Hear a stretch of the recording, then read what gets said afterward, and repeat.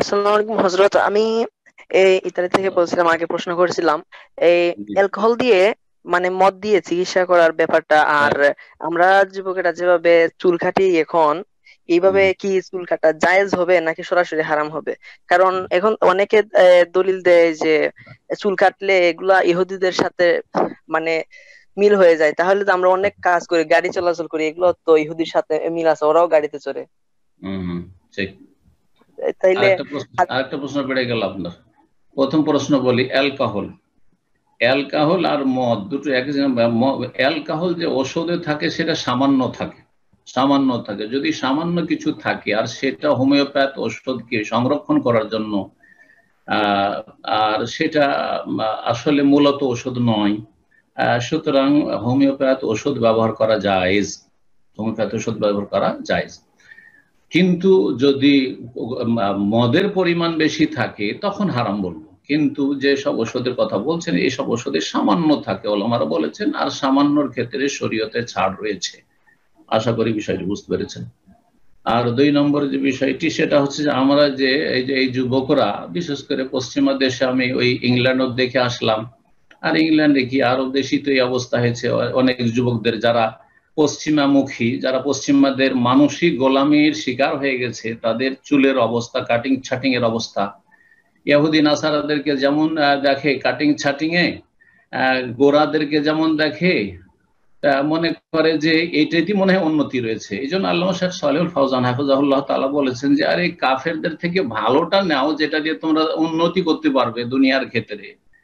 তাদের যান্ত্রিক সভ্যতার যে উন্নতি রয়েছে, তাদের যে শিক্ষা দীক্ষা রয়েছে, ভালো পজিটিভ ভালো দিকগুলি রয়েছে, সেগুলি নাও। কিন্তু মুসলিম জাতির যে বড় দুঃখজনক অবস্থা হচ্ছে যে কাফেরদের থেকে ভালোটা নিতে পারেনি। যত খারাপ কাচড়াগুলি আছে, নোংরামিগুলি আছে, সেগুলি নিয়ে নিয়েছে। সুতরাং তাদের দেখতে যে বেশি লাগে তাদের চুলের কাটিং, সেটা নিয়েছে। হ্যাঁ। আর যদি দাড়িও রাখে তো ইহুদি নাসারারা যেমন দাড়ি রাখছে সেই রকম দাড়ি রাখবে, মোহাম্মদ রাসূলুল্লাহ সাল্লাল্লাহু আলাইহি ওয়াসাল্লামের মতো দাড়ি রাখবে না, সাহাবীদের মতো কখনো দাড়ি রাখবে না, হলে মৌলবাদী হয়ে যাবে। জি হ্যাঁ, এই হলো অবস্থা, যার ফলে আল্লাহ মুসলিম জাতিকে লাঞ্ছিত করে দিয়েছেন। তো আশা করি বিষয়টি বুঝতে পেরেছেন। আবার বলছি যে চুল কাটার ক্ষেত্রে দেখতে হবে যে কাফেরদের বিশেষ ধরনের যে চুলের কাটিং যদি থাকে তো সেটা মুসলিমদেরকে অ্যাভয়েড করতে হবে, যাতে করে মুসলিম ছেলেদেরকে দেখলে চেনা যায় যে এগুলি ইয়াহুদির ছেলে না, এগুলি খ্রিস্টানের ছেলে না, এগুলো হিন্দুর ছেলে নয়। হ্যাঁ। যেমন হিন্দুদের টিক্কি থাকে, কেউ যদি টিক্কি রাখে, হ্যাঁ, জট থাকে, কেউ যদি জট রাখে, তাহলে কেমন লাগবে? হ্যাঁ।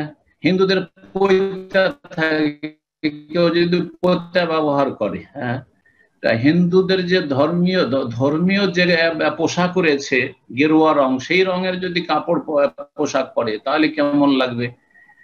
হিন্দু মহিলাদের যেমন আপনার কি বলছে সিঁদুর আছে, সেই জন্য সেই রকম যদি সিঁদুর ব্যবহার করে তো কেমন লাগবে? তো শাখা ব্যবহার করে তো জায়েজ নাই।